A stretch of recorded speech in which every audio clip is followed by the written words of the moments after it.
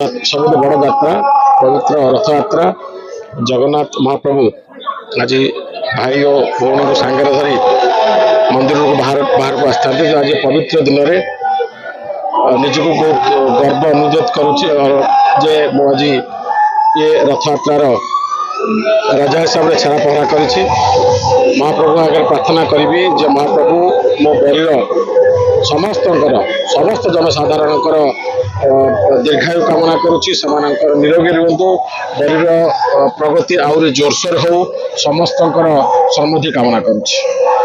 ମୁଁ ଆଜି ତ ବଡ଼ ପବିତ୍ର ଦିନ, ଏ ପବିତ୍ର ଦିନରେ ଯିଏ ବି ମହାପ୍ରଭୁଙ୍କ ପାଖରେ ଗର୍ବ କରିବ ସେ ସର୍ବନାଶ ହେଇଯିବ। ତ ନିଶ୍ଚିତ ଭାବରେ ଆଜିର ଦିନରେ ଗର୍ବ ଅହଙ୍କାରକୁ ଛାଡ଼ି ଆମେ ସମସ୍ତେ ଏକତ୍ରିତ ହୋଇ ମହାପ୍ରଭୁଙ୍କୁ ପ୍ରାର୍ଥନା କରିବା। ମହାପ୍ରଭୁ ଯେମିତି ଆମ ସମସ୍ତଙ୍କୁ ତାଙ୍କର ଆଶୀଷ କାମନା କରିବେ, ସେ ଆମ ସମସ୍ତଙ୍କୁ ଭଲ ପଥରେ ଯିବା ପାଇଁ ସହାୟ ହେବେ। ଆଜି ବରିର ବହୁତ ଜାଗାରେ ଅଲିପୁରରେ ଅଛି, ବାଲିବିଲରେ ଅଛି, ବରି ଯିବାର ଅଛି।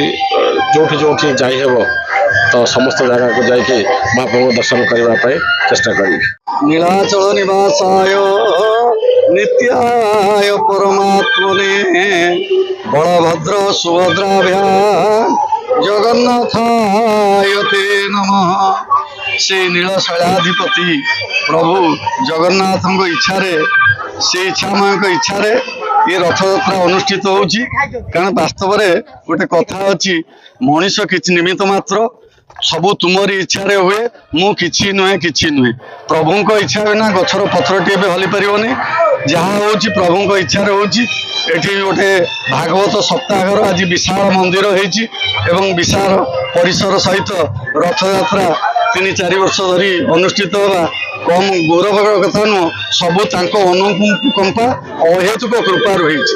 ମହାପ୍ରଭୁ ଜଗନ୍ନାଥଙ୍କ ପାଖରେ ପ୍ରାର୍ଥନା କରୁଛୁ ଏଇଭଳି ଏ ଗାଁର ଭାଇଚାରା ରହିଥାଉ ଏବଂ ମହାପ୍ରଭୁଙ୍କର ଘୋଷଯାତ୍ରା ହେଉଥାଉ ଏବଂ ଗୋଟେ ଜଗନ୍ନାଥ ସଂସ୍କୃତିର ବାର୍ତ୍ତା ଏଇ ଗାଁରୁ ସମଗ୍ର ବିଶ୍ୱକୁ ବ୍ୟାପ୍ତ ହଉ। ଜୟ ଜଗନ୍ନାଥ, ଜୟ ଜଗନ୍ନାଥ, ଜୟ ଶ୍ରୀ ଜଗନ୍ନାଥ।